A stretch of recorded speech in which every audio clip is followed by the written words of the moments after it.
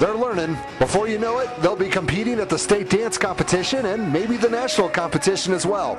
Number 1 Sheridan at number 4 Natrona. First quarter, Sheridan wearing the gold. Robbie Ryan is just a freshman, and you're going to see her a number of times. She'll pull up for a jumper from the free throw line. That's worth 2 points, and the Lady Broncs are on the board first.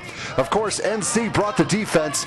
Kaylee Johnson is 1 inch taller than Mally Wright, and that 1 inch is all you need for a rejection. That ball's not going anywhere on that shot attempt.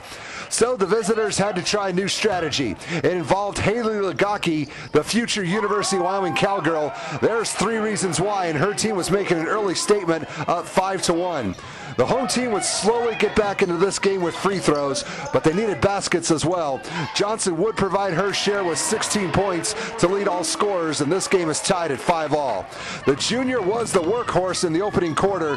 Here's a foul line jumper of her own that will get a few friendly bounces and drop as NC would go out in front 9-5. Sheridan had some strategy to use, and this play was a beauty. Allison Geary comes through the lane. Her teammates find her, and she finds 2 points on the lay-in. It's a 9-9 contest after the first 8 minutes. Second quarter, defense and transition is what kept Natrona in this game at times. Johnson gets the turnover, then Veronique Gallegos feeds the assist to Emma Norvell, who will finish on the far side to put last year's 4A state runner-ups ahead 11-9. The opposition would take the lead back on free throws, which meant there was more work for NC. Sierra Barch is going to score underneath and add to the cause. Phillies are back on top 13-12. They would open up their arsenal a little bit. First the save, and then Gallegos, silent but deadly on the 3-ball. She's short stuff, but she packs a wall up. Natrona now ahead 16-14. But the Lady Broncs are finding their stride as well. Ryan slices right through the lane. Like I said, she's a freshman and put in 15, and this game's deadlocked at 16.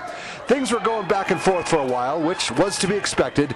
Gallegos thought about another 3 and then decided to go in for 2 instead, and it worked. Home team goes back on top 18-16. Back came Sheridan.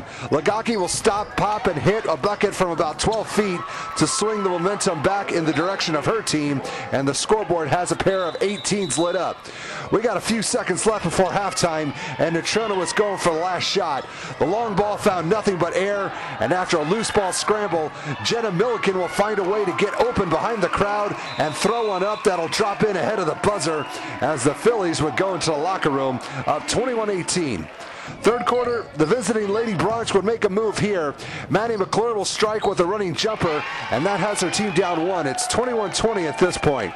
Sheridan was undefeated coming into this game, and Ryan is one of the reasons why. Some teams have been underestimating her, and the Lady Broncs are now ahead 24-21. This was a low-scoring game on both sides, and the home team Phillies have not scored since just before halftime. 8 minutes later, Barch will break the drought before the buzzer would go off, and thankfully, NC was only down 27-24 going into the final 8 minutes. Fourth quarter, free throws would tie the score, but the visiting team was not quite ready to relinquish the lead. Pretty good moves by Ryan on this play, and she scores again. Her team is ahead 29-27. We have not heard from Johnson in a while.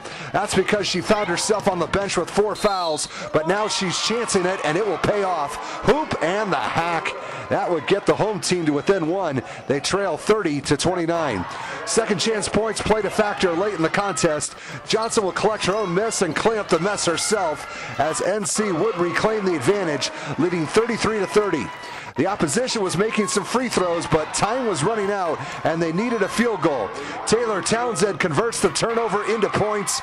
Ryan would add a couple more from the charity stripe, and we needed overtime because the score was knotted up at 34 when the clock said 0-0. In the extra period, not much happened, but for Natrona, they got what they wanted. Norvell at the free throw line. And once again, the senior was clutch when it mattered the most. Sheridan put up a goose egg in the extra period, and as a result, the Phillies would remove the goose egg off of the Lady Broncs record. NC wins in overtime, 37-34.